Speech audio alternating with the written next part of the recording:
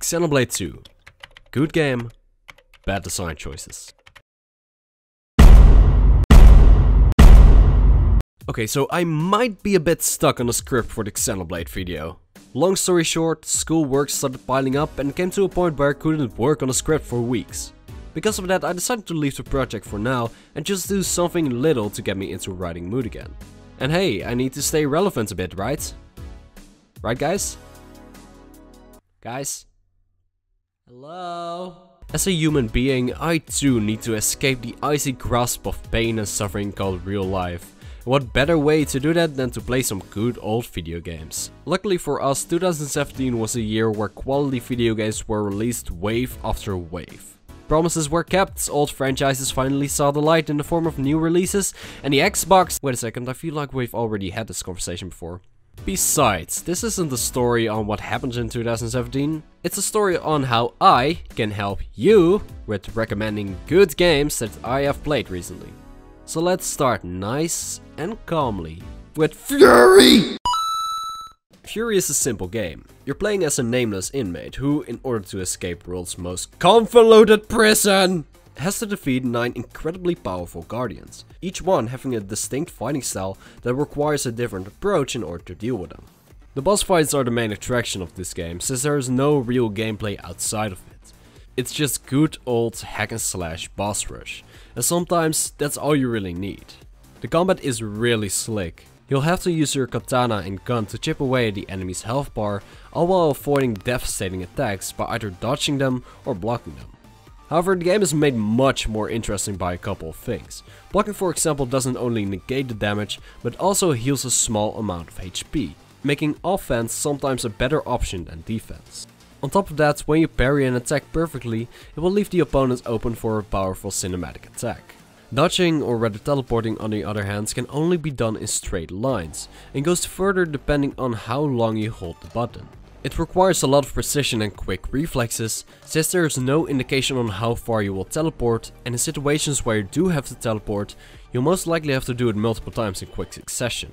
These mechanics force you into an aggressive yet systematic playstyle, in which fights are won depending on your ability to react quickly and accordingly to the given situations. This combat system is accompanied with stunning visuals and a head-bangable electro score to make the experience all the more mesmerizing.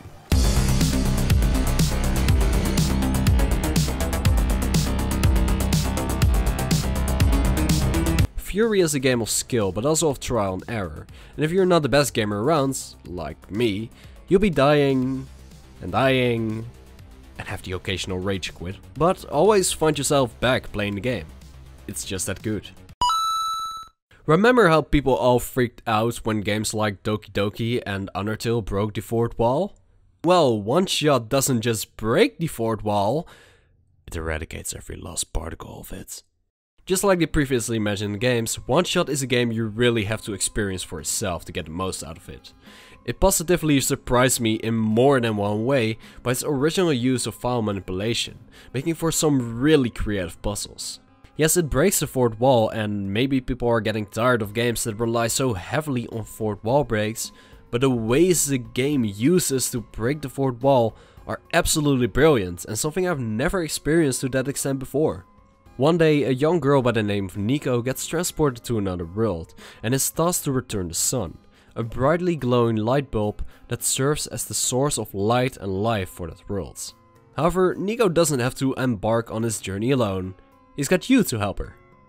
Literally you, the player. Very early on in the game, it's made clear that Nico and the player are not one and the same, but rather separate entities that not only interact with each other, but also have to rely on each other's strength on multiple occasions to overcome the obstacles along their journey.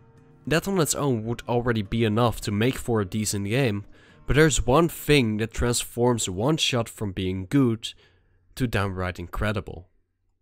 You only have one shot. If Nico dies during her journey, the game is over.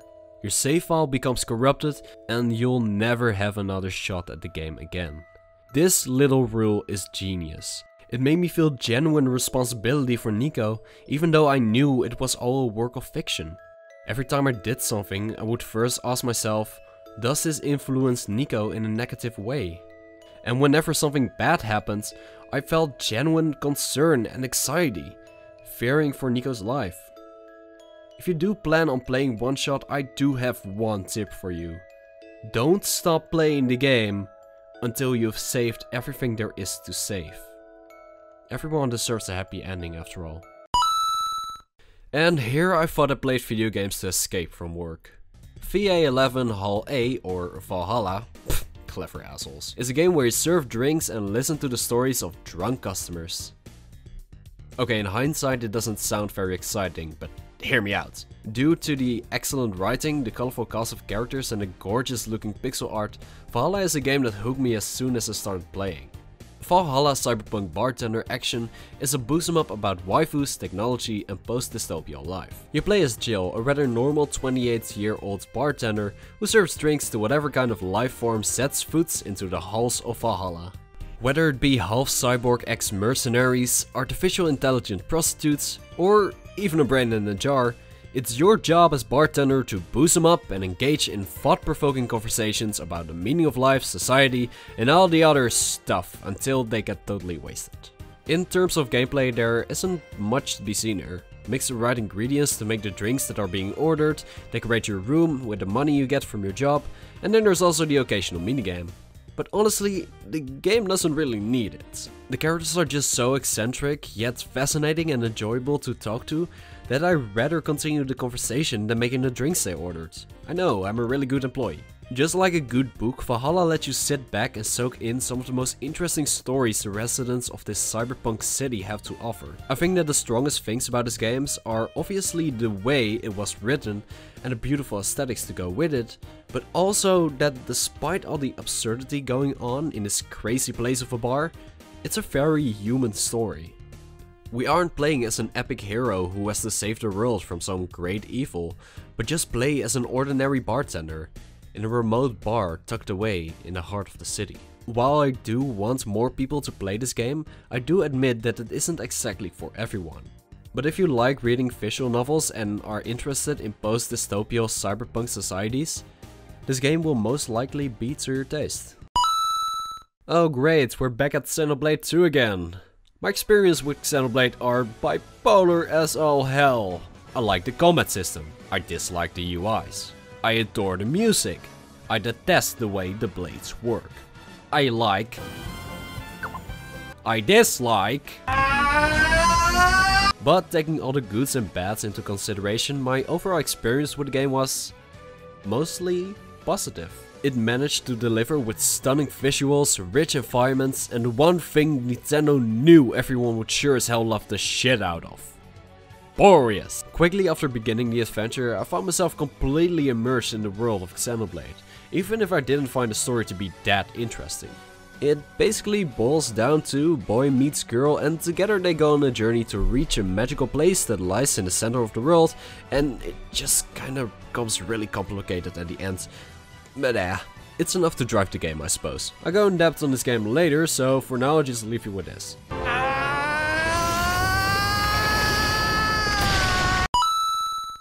One year ago, I became acquainted with a PC game called Pseudomoon, an adventure/sci-fi indie game in which two doctors, Dr. Eva and Dr. Neil, dive into the memories of a soon-to-be dead patient to implant artificial memories into his brain in order to grant him one final wish. And upon finishing it, I can easily say that it was one of the best video game experiences I've ever had.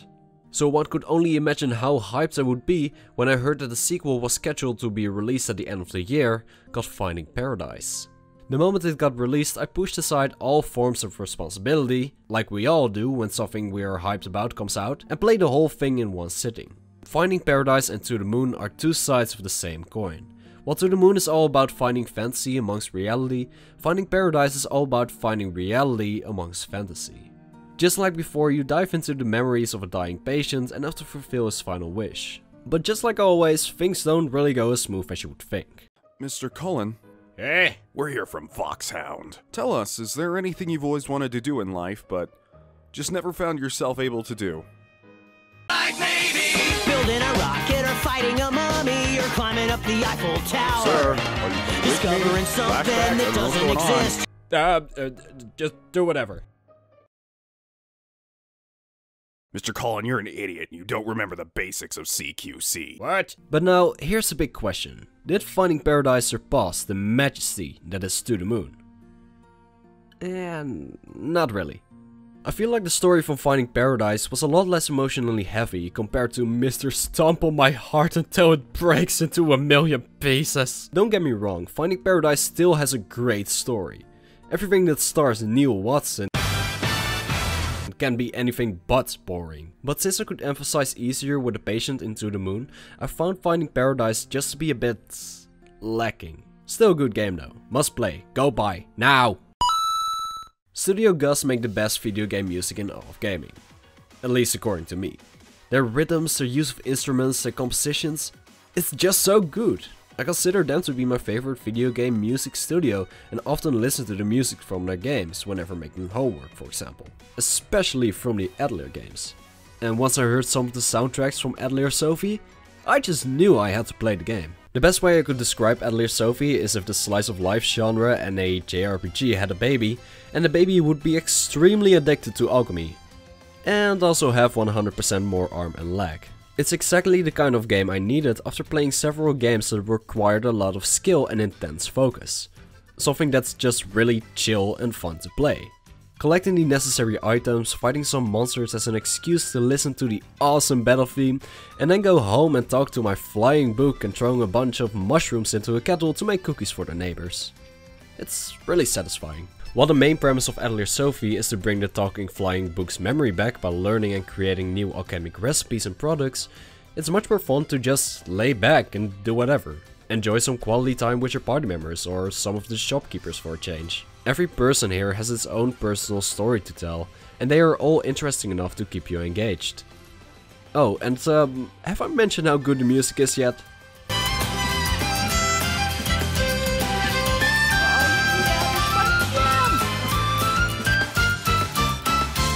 Additionally, you can customize the soundtrack settings so that you can select what music you want to play at any part of the game, with the exception of cutscenes.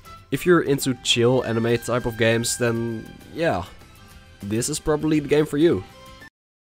And that's basically it. 6 games I played in 2017 that are really good and you might also like if you're as much of a weep as I am. Are there some games you played and want to talk about? Is there a game really cool myself and others have to play? Please tell me. Anyway, I'll see you guys when the Xenoblade video is done. Or maybe even sooner if you join the channel's Discord server.